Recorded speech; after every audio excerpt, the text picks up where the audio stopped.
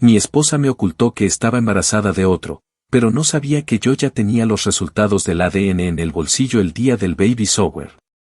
La mañana en que me enteré de que iba a ser padre no fue ni de cerca como la imaginé cuando, años atrás, bromeaba con mis amigos sobre lo emocionante y aterrador que sería tener un hijo propio. No hubo lágrimas de emoción, ni abrazos apretados, ni esa sensación de plenitud que uno cree que lo envolverá cuando escucha la noticia por primera vez. En lugar de eso, lo que sentí fue un nudo en el estómago, una especie de presentimiento que no supe nombrar en ese momento, pero que después reconocería como lo que realmente era, desconfianza. Una sospecha sorda y persistente que me carcomía desde el fondo, incluso mientras fingía una sonrisa y le decía a mi esposa que, por supuesto, íbamos a atravesar esto juntos. Nuestra relación llevaba casi 5 años cuando anunció su embarazo. No éramos una pareja perfecta, eso lo admito sin rodeos, pero tampoco éramos disfuncionales.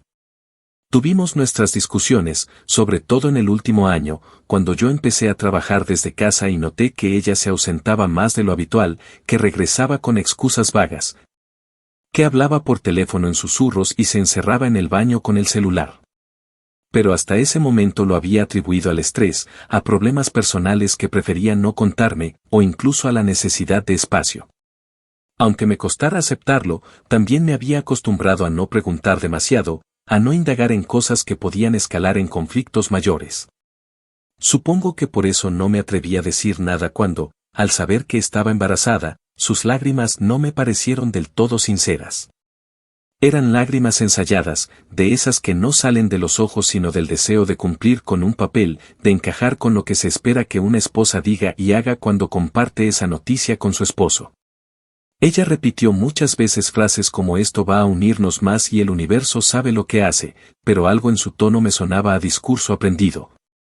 Como si lo hubiera sacado de un libro de autoayuda o de alguna influencia de maternidad.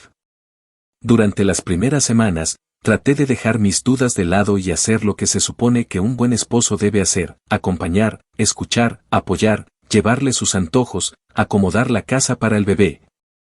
Hacer espacio en el armario y hasta buscar cunas por internet como si ya estuviéramos en la recta final. Pero cada vez que ella mencionaba lo perfecto que era todo, lo feliz que se sentía, más aumentaba esa sensación de que yo no formaba parte real de su emoción. Había algo extraño en su lenguaje corporal, en su manera de alejarme cuando intentaba tocarle la barriga o de esquivar mi mirada cuando hablábamos de nombres. Una noche me dijo, con una sonrisa medio torcida, que quería hacerse una prueba de ADN prenatal solo para estar tranquila. Según ella porque había leído sobre malformaciones y quería asegurarse de que el bebé estuviera bien.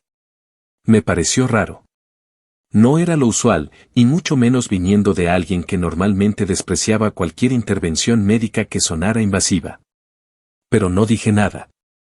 Solo asentí mientras tomaba un sorbo de agua y le preguntaba si quería que la acompañara a la clínica.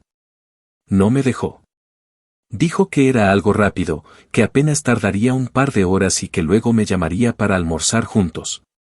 Fue la primera vez que sentí, con absoluta certeza, que había algo que no me estaba diciendo. Y no era solo el hecho de excluirme del proceso, sino su actitud, como si esa prueba fuera más para confirmar una sospecha que para descartar un problema. Algo me decía que esa prueba de ADN tenía otro propósito y que yo no estaba invitado a saber cuál era. En ese momento, tomé una decisión que marcaría el rumbo de todo lo que vino después. Llamé a un amigo que trabajaba como técnico de laboratorio en una clínica diferente. Alguien que sabía moverse entre papeles y códigos de muestra sin levantar sospechas. Le expliqué lo que creía, sin necesidad de entrar en detalles vergonzosos, y le pedí ayuda para obtener una prueba paralela, una que no estuviera manipulada, una que se basara en la misma muestra que ella entregó. Fue complicado, costoso y tardado, pero conseguí que me filtrara los datos. Tardé días en obtener los resultados, días en los que tuve que ver cómo ella decoraba la casa con cosas para el bebé, como si nada estuviera pasando. Pero cuando por fin me llamó y me dijo, ya tengo los resultados, todo está perfecto, yo ya había leído los míos. Y lo que decían era simple, ese bebé no era mío. Lo leí 3 veces. Una cuarta. Luego lo doblé cuidadosamente, lo metí en un sobre grueso y lo guardé en el fondo de un cajón de mi escritorio. No me sentía ni triste ni furioso. Sentía una calma incómoda, como si por fin el mundo tuviera sentido. Lo que vino después no fue un arranque de celos ni un escándalo, sino algo mucho más elaborado. Ella no lo sabía, pero al seguir actuando como si nada pasara, me estaba dando tiempo. Tiempo para planear. Tiempo para decidir cómo y cuándo iba a devolverle cada una de esas mentiras. Tiempo para pensar en el escenario más cruel y certero para exponerla. Y cuando me enteré de que estaba organizando un baby shower con su familia, con sus amigas, con sus compañeras de trabajo y hasta con la tía esa que no soportaba pero que igual invitó por educación, supe que ese sería el momento. No porque quisiera arruinarle la vida al niño, nunca fue sobre él, sino porque ya estaba cansado de ser el idiota de la historia, el espectador pasivo al que le caen las bombas mientras sonríe para las fotos. No más. Y así fue como el día del baby shower empezó a convertirse en algo más que una celebración. Se volvió el escenario ideal, el teatro perfecto, el telón de fondo de una verdad que ella había hecho todo lo posible por ocultar. Y yo, con los resultados del ADN guardados en el bolsillo de mi chaqueta, tenía más que una carta. Tenía una sentencia. Actualización 1. Habían pasado unas 3 semanas desde que leí los resultados de ADN por primera vez, y en ese periodo, mi mundo no se vino abajo como muchos pensarían. Más bien, se reordenó. La rabia que me había cruzado por la cabeza en el primer instante se convirtió en una especie de energía helada, una lucidez extraña que me hizo más observador, más estratégico. Más capaz de sonreírle sin titubear mientras ya no me quedaba duda alguna de que me había mentido en la cara. Durante ese tiempo no le mencioné nada, no hice ni una sola pregunta comprometedora, ni siquiera toqué el tema del embarazo salvo para decirle lo que ella quería oír. Le compré un par de cosas que pidió para el cuarto del bebé, la acompañé al supermercado cuando quería elegir pañales por marca. Incluso fingí interés en una conversación absurda sobre si el nombre debía tener una L o una M porque según ella traía suerte. Lo hice todo con una calma tan medida que llegó a preguntarme si yo estaba bien, y le respondí que sí, que estaba ilusionado y que solo me costaba procesarlo todo. Ella suspiró con alivio, creyendo que lo tenía todo bajo control, que el teatro seguía funcionando y que yo era lo suficientemente tonto como para no notar los hilos que se le salían por los bordes. Lo que no sabía era que mientras ella armaba su show, yo ya estaba construyendo el mío. Empecé a observar sus movimientos con una precisión quirúrgica, aunque sin usar la palabra porque no se trataba de un experimento, sino de un ajuste de cuentas emocional. Analicé sus horarios, sus salidas, con quién hablaba y cómo lo hacía. Revisaba los historiales de navegación que a veces dejaba abiertos, escuchaba sus llamadas cuando las ponía en altavoz sin querer mientras se arreglaba en el baño, y por supuesto, prestaba atención a cada excusa mal armada sobre por qué llegaba una hora más tarde o por qué no tenía batería justo cuando yo la llamaba. Me quedó claro que había una persona más en todo esto, alguien que no era solo una aventura pasajera, sino alguien con quien ella mantenía contacto constante. Alguien que parecía estar involucrado mucho más de lo que yo imaginaba. No tenía aún un nombre, pero eso no me importaba. Lo importante ya lo tenía, la verdad en papel, sellada, firmada, emitida por un laboratorio serio y obtenida por alguien de confianza. Ya no se trataba de suposiciones. Se trataba de una certeza que me liberaba cada día más. La planificación del baby shower arrancó con una euforia que solo sirvió para evidenciar aún más su cinismo. Ella hablaba del evento como si fuera una boda, con listas interminables de invitados, menús temáticos, decoraciones personalizadas y hasta juegos con premios para los ganadores. Me pidió que hablara con uno de mis amigos para que le prestara el jardín de su casa, porque según ella nuestra sala no iba a ser suficiente. Le dije que sí, que yo me encargaba, y la verdad es que lo hice, pero con una intención completamente diferente. Necesitaba que el evento ocurriera. Necesitaba ese punto de quiebre en el que el personaje que ella había construido se derrumbara frente a todos los testigos posibles. Y mientras ella elegía qué vestido le hacía ver más maternal y qué playlist era ideal para el ambiente, yo pensaba en cómo ejecutar la verdad con la mayor frialdad posible. Durante una de esas tardes en las que revisábamos juntos la lista de invitados, ella dijo algo que se me quedó grabado: quiero que todos vean que este bebé es el comienzo de una nueva etapa para nosotros. Me lo dijo tocándose la barriga con una ternura tan perfectamente fingida que me dieron ganas de aplaudirle. Le respondí que sí, que era cierto, que había que cerrar ciclos y abrir nuevos. Ella sonrió, convencida de que me estaba llevando otra vez a su terreno, que yo había soltado las dudas o sospechas que alguna vez tuve. Lo que no sabía era que cada palabra que decía solo fortalecía mi determinación. No iba a actuar por impulso, no iba a tirarle la verdad en la cara un día cualquiera, ni iba a gritarle en medio de una discusión en la cocina. No. Iba a hacerlo donde más le doliera, frente a todos los que importaban para su imagen de mujer perfecta, responsable, felizmente casada y ahora madre ilusionada. Con esa idea en mente, llamé al técnico que me había conseguido los resultados. Le pedí una copia más, esta vez con una presentación oficial, sellada, con todo el formato legal y clínico correspondiente.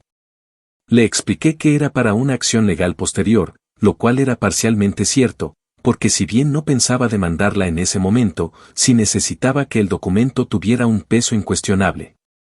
Me entregó el sobre en persona 2 días después.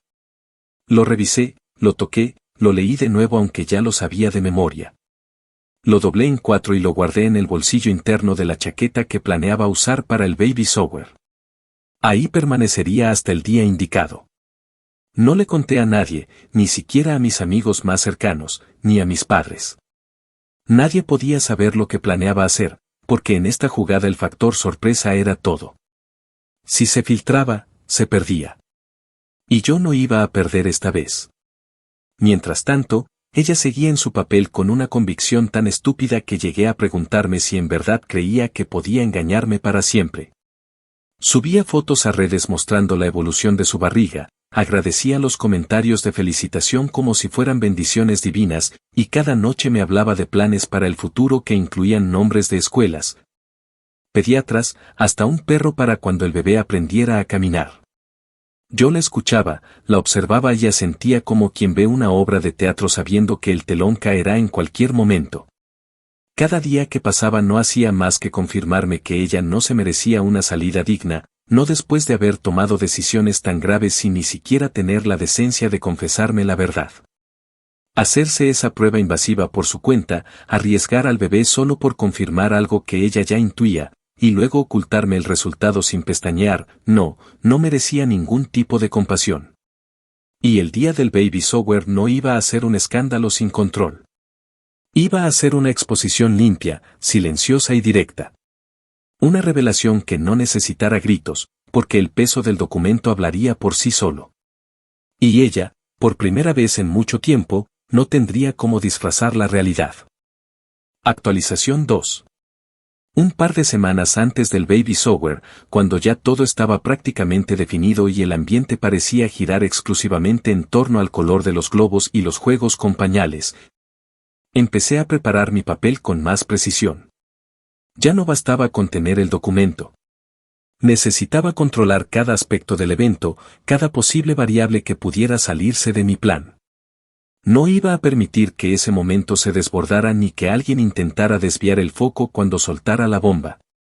Así que me involucré activamente en los preparativos, pero no por emoción o compromiso con la futura paternidad que me habían arrebatado, sino porque necesitaba dominar el terreno como un ajedrecista antes de dar el jaque mate. Me encargué de reservar el lugar, hablé directamente con el encargado del catering, hice la prueba de sonido para el micrófono. Coordiné con el fotógrafo y hasta sugerí cambiar el orden de los juegos para asegurarme de que el momento que había elegido para exponerla no coincidiera con alguna distracción o pausa incómoda. En medio de eso, ella seguía comportándose como si viviera en una fantasía diseñada por Pinterest, subiendo historias sobre la magia de la maternidad, mostrando la panza en siluetas contraluz, grabando pequeños clips de momentos espontáneos donde yo salía sirviéndole un jugo o poniéndole una almohada en la espalda. Todo era para las redes, no para nosotros. A mí no me hablaba como una mujer emocionada por el hijo que supuestamente esperaba conmigo. Me hablaba como una influencer tratando de mantener a su audiencia convencida. Lo más surrealista era escucharla hablar con su madre, sentada en la sala, cruzando listas de invitados y opinando sobre quién merecía estar en la mesa principal. Recuerdo que una tarde me llamó desde la cocina para decirme que había decidido usar un vestido largo, color crema, porque le parecía más simbólico, como si fuera una virgen moderna gestando una nueva etapa de su vida. Esa misma noche, cuando se fue a dormir, abrí el sobre por 10ª vez y volví a leer el resultado del laboratorio, como si necesitara que cada letra se tatuara en mi memoria. El bebé no era mío. Y ella no solo lo sabía, lo había confirmado clínicamente y aún así prefirió seguir con la farsa. En ese momento supe que mi silencio no era solo estrategia, era justicia. No tenía que levantarle la voz, ni confrontarla en la intimidad de nuestra habitación. Ella había preparado un espectáculo, y yo simplemente iba a tomar el control del guión en el acto final. Mientras tanto, mi cabeza se convirtió en un torbellino de ideas. Ensayé en mi mente una y otra vez las palabras exactas que usaría. No quería sonar vengativo, ni herido, ni emocional. Quería sonar firme, frío, casi clínico. Que no quedara lugar para la duda, ni para que ella intentara victimizarse o girar el relato a su favor. Y más que nada, quería que todos entendieran que no había sido un malentendido, ni una discusión de pareja, sino una traición directa, orquestada y sostenida con plena conciencia. Los días previos al evento los viví como quien asiste a los ensayos de una obra en la que todos creen que él solo es un actor secundario. Mis padres me llamaron para saber si querían llevar algo especial ese día. Mi suegra me preguntó si yo también pensaba dar un discurso.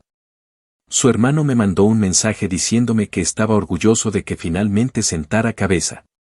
Y cada una de esas palabras me atravesaba como pequeñas agujas, no por el dolor de la mentira, sino por lo profundamente que ella había involucrado a todos en su farsa. El teatro no solo me incluía a mí. Ella había convencido a medio mundo de que vivíamos una historia feliz. Una historia que ella misma se había encargado de corromper desde adentro. A veces me costaba mantener la cara serena, sobre todo por las noches, cuando me acostaba junto a ella y la veía dormir con la mano sobre el vientre. Me preguntaba si en algún rincón de su cabeza existía siquiera una chispa de culpa. Si sabía que me estaba destrozando sin necesidad de levantar la voz, que su silencio era una daga, que sus risas eran burlas. Pero cuando recordaba la forma fría y meticulosa con la que se había hecho esa prueba de ADN sin contarme nada, arriesgando incluso la salud del bebé solo por confirmar lo que ya sabía, entendía que no. Que en su mente ella era la única víctima posible. Quizás se convenció de que podía seguir con la mentira y que yo, por amor, por rutina o por miedo, aceptaría criar como mío un hijo que no me pertenecía. Tal vez pensó que el tiempo suavizaría la traición, que la costumbre mataría la sospecha. Y si ese era su plan, tenía aún menos respeto por mí del que imaginaba. Conforme se acercaba el día del baby shower, su entusiasmo se volvió frenético. Reía más de lo habitual, hablaba todo el tiempo sobre la comida, sobre el playlist, sobre las fotos que planeaba tomar para armar un carrete especial en su cuenta. Incluso mencionó que quería hacer un video con tomas del evento, algo como un recuerdo eterno para mostrarle al bebé en el futuro. Yo le respondí que era una buena idea, y en mi cabeza pensé que sería aún mejor tener grabado el momento exacto en que su mundo colapsará. Porque ese era el plan final, hacerlo todo frente a una cámara. Que quedara registro de la verdad. Que cada testigo de ese día supiera que no se trataba de un desliz o de un problema de pareja, sino de una traición cuidadosamente diseñada, y que yo no me iba a quedar callado. Así llegamos a los últimos días antes del evento. La casa era un desastre de cajas con adornos, tarjetas de invitación a medio llenar y cintas por todas partes. Ella se movía como una organizadora profesional, coordinando llamadas y confirmando asistentes. Y yo, desde la otra punta del comedor, observaba en silencio, sintiendo cómo la tensión crecía como una cuerda que estaba a punto de romperse. Todo estaba listo. Ella no tenía ni la menor idea de lo que le esperaba. Y yo, por fin, estaba preparado para verla enfrentar, sin máscaras, el precio real de su mentira. Actualización 3. El día del baby shower amaneció con un cielo limpio y despejado, el tipo de mañana que parece sacada de un comercial de vida perfecta, justo como a ella le gustaba que se viera todo. Despertó temprano, llena de energía, moviéndose por la casa con una felicidad exagerada que yo ya no me molestaba en fingir que compartía. Me pidió que le preparara un café descafeinado mientras se acomodaba el cabello frente al espejo, hablándome con entusiasmo sobre cómo su prima llegaría con una cámara profesional para tomarle fotos cándidas durante el evento. En otro contexto, quizás esa escena habría sido enternecedora. Pero para mí, era simplemente la antesala de la caída, el último acto antes del derrumbe. Me senté a tomar el café con una calma que me habría parecido imposible semanas atrás, repasando mentalmente cada uno de los pasos de lo que iba a hacer. Tenía el sobre doblado y guardado en el bolsillo interior de la chaqueta que había colgado estratégicamente junto a la puerta. Lo había revisado por última vez la noche anterior, asegurándome de que la tinta no estuviera corrida, de que el sello del laboratorio se leyera claro, de que no hubiese forma de que ella pudiera cuestionar ni una sola línea. Nos fuimos en el carro que habíamos alquilado para el evento. Ella iba hablando sin parar mientras revisaba su reflejo en la pantalla del celular, ajustando el ángulo para no perder el brillo en los ojos y asegurándose de que su peinado no se viera tan producido, como decía ella. Porque prefería algo natural pero hermoso. Yo asentía cada tanto, con esa sonrisa neutral que había perfeccionado desde que supe la verdad, una expresión que le daba paz porque creía que me tenía de vuelta en su juego. Cuando llegamos al lugar, todo ya estaba montado. Los globos pastel colgaban sobre las mesas con centros de mesa de madera clara, había una mesa de dulces con cupcakes decorados con sonajeros comestibles, una estación de limonada rosa con frascos etiquetados con nuestros nombres y un cartel de bienvenido, bebé hecho a mano con letras blancas sobre fondo celeste. Todos los detalles, todas las sonrisas, toda esa puesta en escena, y nadie sabía que el protagonista real no era el niño que esperaban, sino el sobre que yo llevaba bajo la chaqueta. Los invitados fueron llegando poco a poco. Su madre fue una de las primeras en aparecer, vestida con una blusa floreada y esa sonrisa satisfecha que solo se ve en mujeres convencidas de que han criado bien a sus hijas. Me abrazó con fuerza, me agradeció por haber devuelto la paz a la familia, y me dijo que era un hombre ejemplar por quedarme firme y amoroso durante toda la gestación. Tuve que apartar la vista para no reírme en su cara. Detrás de ella llegaron sus amigas del trabajo, compañeras de universidad, una tía lejana que solo hablaba de astrología y la esposa de su jefe, que trajo un regalo envuelto en celofán y una tarjeta con una cita de Paulo Coelho. Todos estaban allí, sentados en sus sillas decoradas con lazos blancos, tomándose selfies y escribiendo mensajes para el bebé en pequeños papelitos que luego se meterían en una cápsula del tiempo que abriríamos cuando cumpliera 18 años. Era una fiesta perfectamente montada. Todo en su sitio. Todo según lo planeado. Y sin embargo, el único que sabía que esa historia estaba a punto de desplomarse era yo. Durante la primera hora fingí ser el esposo feliz. Saludé con afecto, repartí bebidas, ayudé a mover una mesa y hasta hice bromas sobre la falta de espacio para guardar tantos regalos. Ella estaba en su salsa, caminando entre los invitados con la mano en el vientre, posando para las fotos con esa expresión de todo en mi vida es un sueño que ya me resultaba grotesca. Se tomó una selfie conmigo, la subió de inmediato y escribió algo como no hay palabras para describir lo bendecida que me siento, acompañado de un par de frases motivacionales que seguramente había copiado de alguna cuenta de maternidad. Y aunque en cada imagen parecíamos la pareja ideal, por dentro yo contaba los minutos. Después vinieron los juegos. La adivinanza del tamaño de la panza, las competencias con pañales, el bingo de bebés. Todos se reían, y yo reía también, pero con la mente lejos, enfocada únicamente en la estructura del momento que venía después. Sabía que habría un punto exacto en la agenda donde ella iba a tomar el micrófono, como ya me lo había dicho en casa días antes. Quería agradecer a todos, dar un pequeño discurso sobre el amor, sobre la familia, sobre lo lindo que era traer un hijo al mundo con alguien como yo. Ese sería mi momento. Esperé pacientemente, bebiendo apenas un poco de limonada, evitando el alcohol, manteniéndome lúcido. Cuando finalmente subió al pequeño escenario improvisado, sosteniendo el micrófono con una sonrisa brillante y diciendo, gracias a todos por venir a celebrar este regalo de la vida con nosotros. Sentí que algo dentro de mí se activó. El tipo de alerta que uno siente cuando está a punto de cruzar un límite del que no hay retorno. Habló durante unos 3 o 4 minutos. Habló de cómo habíamos pasado tiempos difíciles, de cómo el embarazo fue inesperado pero transformador, de cómo él, refiriéndose a mí, estuvo a mi lado incluso cuando yo no supe cómo pedir ayuda. Escucharla decir eso fue como tragar vidrio. Pero dejé que terminara. Dejé que recibiera su aplauso. Dejé que se bajara del escenario entre abrazos. Y fue justo ahí cuando me acerqué, sosteniendo el sobre como quien sostiene una nota de rescate. Le pedí el micrófono con una sonrisa. Le dije al oído que quería decir unas palabras. Ella no sospechó nada. Me lo entregó con la confianza de quien cree que todo está bajo control. Me paré frente a todos. Respiré hondo. Y empecé a hablar. No grité. No me quebré. Solo hablé. Dije que había estado esperando ese día para agradecerles a todos por acompañarnos, que era importante para mí decir unas palabras no solo como padre sino como hombre. Dije que la verdad siempre es un acto de amor, incluso cuando duele. Y fue ahí cuando mostré el sobre. Lo levanté despacio. Lo abrí. Y empecé a leer. No los detalles técnicos, no los términos clínicos. Solo lo necesario, que el laboratorio XYZ había confirmado que yo no era el padre biológico del bebé. Que la muestra había sido tomada en la misma fecha que ella mencionó en su cita médica y que yo tenía copias disponibles si alguien quería verlas. No señalé con el dedo. No la insulté.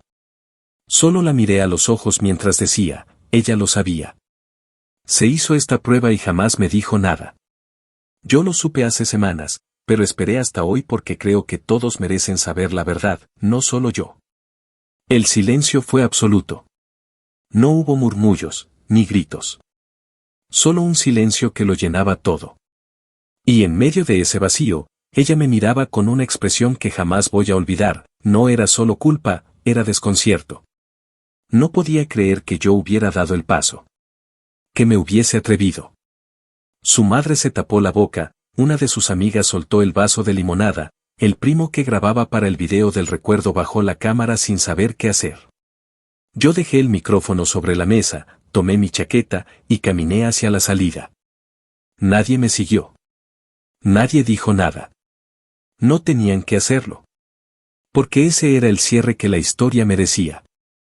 Y todo lo que venía después sería responsabilidad exclusivamente de ella. Actualización 4. Habían pasado apenas 2 días desde el baby shower y el silencio que le siguió fue mucho más estruendoso que cualquier grito, reclamo o escándalo. No volví a casa esa noche ni al día siguiente. Me quedé en el apartamento de un amigo, uno de los pocos a los que no invité a la celebración porque ya sospechaba que en algún punto podría necesitar una especie de refugio. No tenía la intención de esconderme ni mucho menos, pero necesitaba un lugar donde nadie tocara el tema a menos que yo lo permitiera. Era como haber sobrevivido a una explosión en cámara lenta, no salí herido, pero igual necesitaba tiempo para limpiarme el polvo, para sacudirme las cenizas, para escuchar el eco de lo que acababa de hacer.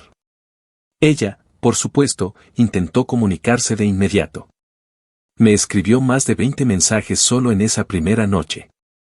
Los primeros eran una mezcla de súplica y confusión fingida.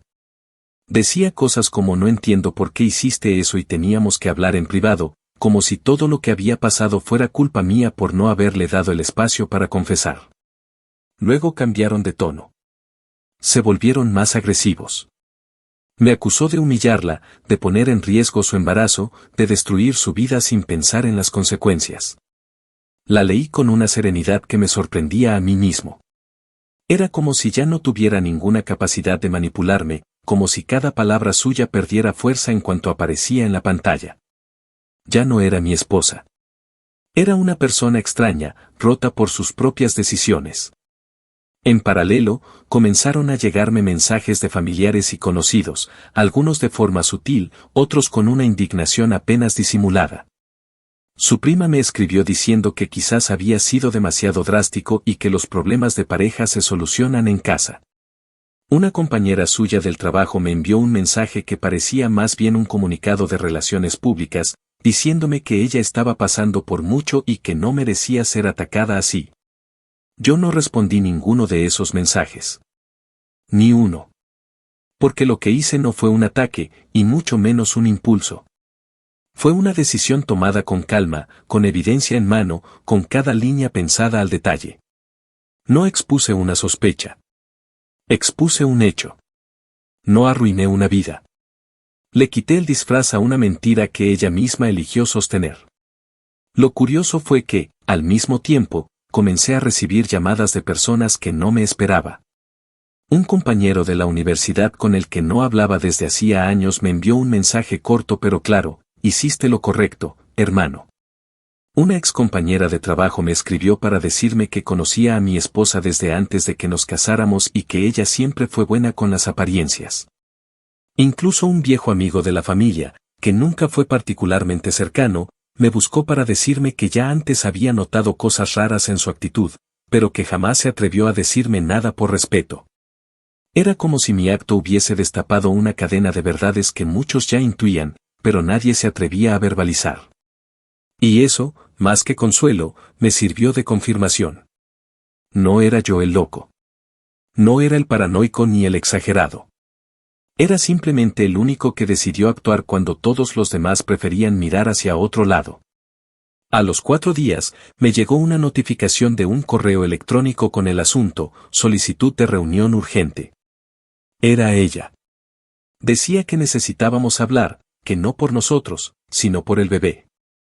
Me pidió que fuera a verla, que al menos le diera una oportunidad para explicarlo todo. En ese mensaje también deslizó algo que me pareció insultante: dijo que había una posibilidad de que el laboratorio se hubiese equivocado. Como si yo fuera tan ingenuo como para no prever que intentaría invalidar los resultados. Me limité a reenviarle las 2 copias que tenía, incluyendo la firmada por el segundo técnico. Luego le respondí una sola frase: yo ya escuché tu historia. La contaste durante meses. Ahora todos conocen la verdad. No hay más que hablar. Ese mensaje fue el final de su ofensiva directa. Lo siguiente que intentó fue la manipulación pública.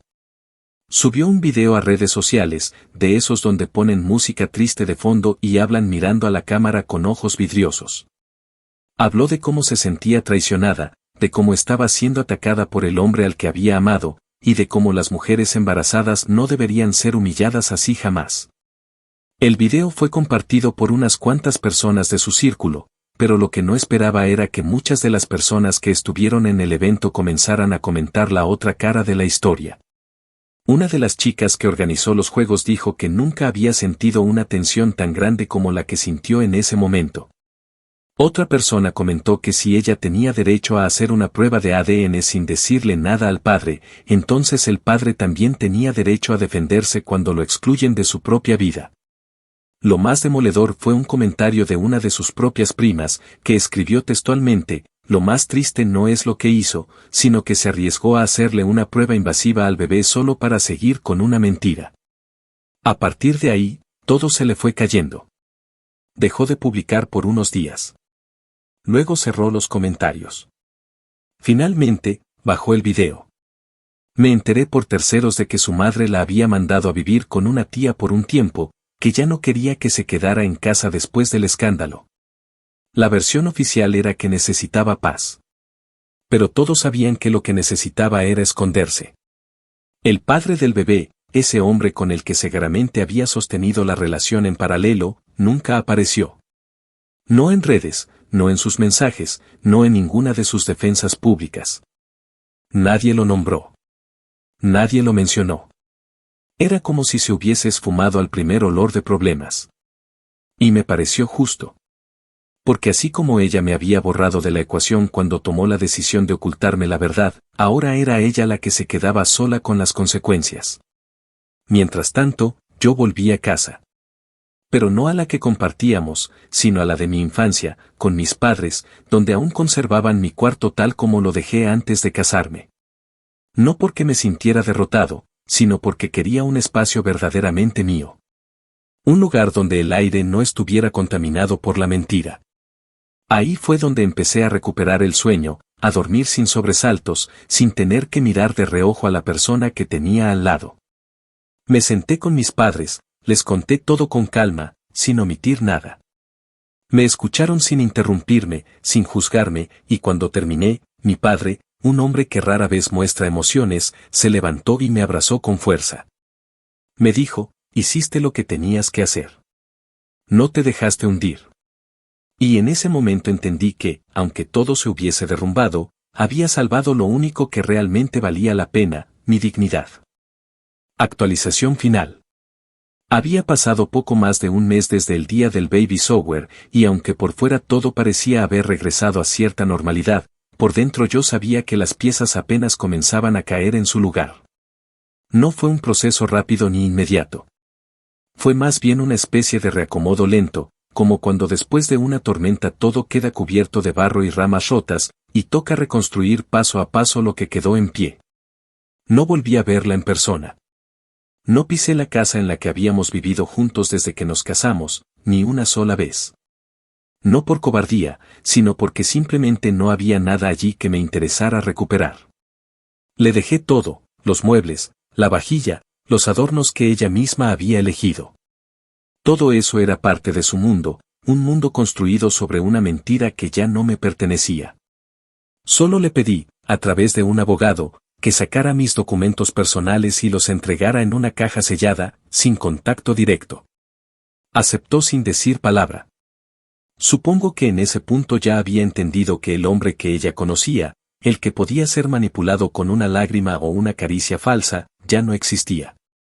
Me enfoqué en rehacer mi vida desde lo más básico. Cambié de número, bloqueé a toda persona que seguía repitiendo el mismo discurso de no era para tanto, y empecé a trabajar desde una oficina temporal mientras buscaba un nuevo apartamento. No quería nada ostentoso ni simbólico, solo un espacio donde pudiera respirar sin la sensación de que cada pared había sido testigo de mi humillación. Durante ese tiempo, descubrí algo que nunca esperé: el silencio tiene un sabor adictivo cuando uno ha vivido años rodeado de ruido emocional. Ya no había peleas, ni excusas, ni silencios cargados de significado. Ya no tenía que fingir interés por conversaciones que no llevaban a ningún lado, ni compartir cama con alguien que escondía secretos debajo de la almohada. Por primera vez en años, cada decisión que tomaba era mía. Cada paso que daba no respondía a ninguna estrategia emocional ajena. Estaba solo, sí, pero era una soledad limpia, libre, sin cadenas. Un par de semanas después, una de sus amigas, una de esas que durante años fue tan entrometida como incondicional, me escribió un mensaje largo, lleno de culpa. Me dijo que no sabía si yo quería escucharla, que entendía si no le respondía, pero que tenía cosas que necesitaba contarme. Me tomé unos días antes de leer el mensaje completo. No porque tuviera miedo, sino porque ya no sentía urgencia por saber más. Pero cuando finalmente lo leí, entendí por qué había insistido. Me contó que desde hacía meses ella sabía que algo andaba mal, que había visto a mi esposa varias veces saliendo con otro hombre, que una vez incluso la enfrentó y le preguntó si estaba segura de lo que estaba haciendo. Que mi esposa le juró que tenía todo bajo control, que yo nunca lo sabría y que si algo salía mal, ella sabría cómo manejarlo. Según lo que escribió, ese hombre era alguien de su trabajo, un tipo casado con hijos, que en cuanto las cosas se complicaron desapareció por completo. Me dijo también que, aunque se sintió cómplice por omisión, había decidido mantenerse al margen porque pensó que yo no quería saber la verdad. Ese fue el punto en el que dejé de leer. No porque no me interesara, sino porque no necesitaba más confirmaciones. Lo que pasó no fue un error. Fue una elección sostenida. Repetida. Defendida. Y con eso, ya no quedaba nada más por discutir. Mientras tanto, su historia en redes sociales había mutado por completo. Después de semanas de silencio, reapareció con un tono completamente distinto. Ya no hablaba de empoderamiento materno ni de nuevas etapas de vida, sino de reconstrucción personal y sanar desde la caída. Publicaba frases cursi sobre el perdón, imágenes de amaneceres y caminatas con el vientre cada vez más grande como fondo. Intentaba proyectar una narrativa de resiliencia, como si todo lo que había pasado hubiese sido una experiencia espiritual que la había transformado. Lo interesante fue ver cómo muchas personas que antes la apoyaban ahora guardaban silencio. Ya no había tantas reacciones, tantos comentarios aduladores, tantas palmaditas virtuales. Supongo que muchos, incluso los que no se atrevían a decirlo en voz alta, sabían que algo se había roto, y no precisamente de mi lado. La última publicación que vi antes de bloquear su cuenta fue una foto de una ecografía enmarcada, con una frase escrita a mano que decía "todo vale la pena por ti". Me pareció irónico. Porque si de verdad hubiese pensado eso, no habría puesto en riesgo a ese bebé por una prueba invasiva innecesaria, ni habría permitido que creciera bajo una mentira que se iba a derrumbar tarde o temprano. Legalmente, el proceso fue más rápido de lo que imaginé. Gracias al documento del laboratorio y al historial de citas clínicas, mi abogado pudo dejar claro que no existía vínculo biológico ni emocional que justificara una disputa por la paternidad. La renuncia de cualquier obligación se firmó en una sola audiencia, en la que ella ni siquiera se presentó. Mandó a su abogada con una expresión neutral, que simplemente dijo: "Mi clienta no busca ningún tipo de compensación económica. Solo desea cerrar este capítulo". Yo asentí, firmé, y salí de esa sala con una libertad que no se parecía a nada que hubiera sentido antes. Era como quitarse un peso del cuerpo que uno ni siquiera sabía que estaba cargando. Desde ese momento, su historia dejó de tener influencia sobre la mía. Ella seguiría su camino, con sus decisiones, con su embarazo, con su reflejo distorsionado de lo que pasó. Yo seguiría el mío, sin mirar atrás.